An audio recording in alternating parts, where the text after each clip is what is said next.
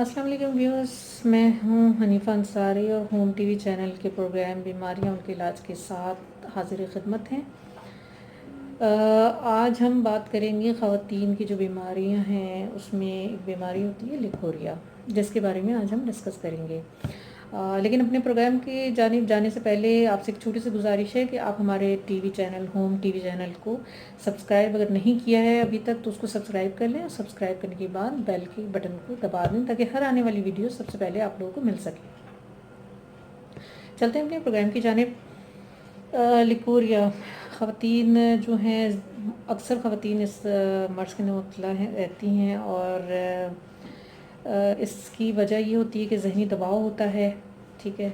और बहुत सारी जो खुराक जो हम खाते हैं तो उस खुराक का गैर मुतवाज़न होना, ये इस बीमारी की जो है वजूहात बनती हैं।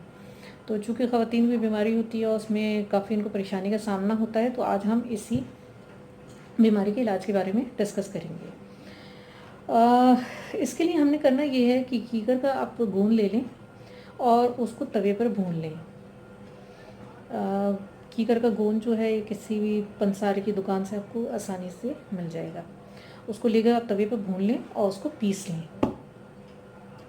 उसके बाद सुबह, नहार मुँह और शाम को एक छोटी चमची, जो चाय की चमची होती है, वो आपने 1 कप दूध के साथ इस्तेमाल करनी है।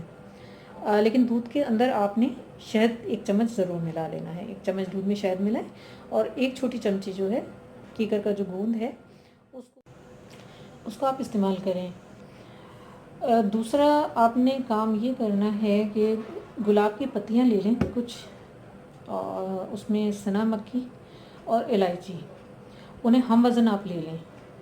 गुलाब की पत्तियाँ, सना मक्खी और इलायची, उन्हें हम वज़न लेके और पीस लें।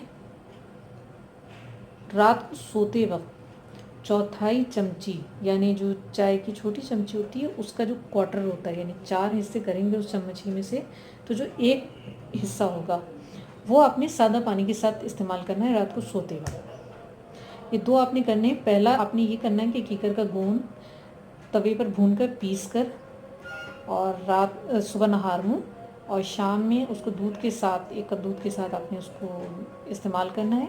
दूसरा ये कि गुलाब की पत्तियाँ, सना मक्खी और इलायची हम वज़न ले लें, इसको पीस के रख लें और रात सोते वक्त ये 1/4 चमची सादा पानी के साथ आप इस्तेमाल करेंगे। इसके अलावा परहेज़ में ये है कि आप बासी तली हुई चीज़ें और जो देर से हज़म होती हैं, खाने जो देर से हज़म होते हैं, उन चीज़ों से परहेज़ करें। क्योंकि हम लोग अक्सर होता है ना, फ्रिज में रखी हुई चीज़ें जो हैं वो ज़्यादा इस्तेमाल करते हैं, 2-2 3-3 दिन की रखी हुई होती हैं, तो उससे परहेज़ करें। ज़हनी दबाव से दूर रहें, तो इंशाल्लाह ये मर्ज़ आपका कुछ ही दिनों में ठीक हो जाएगा।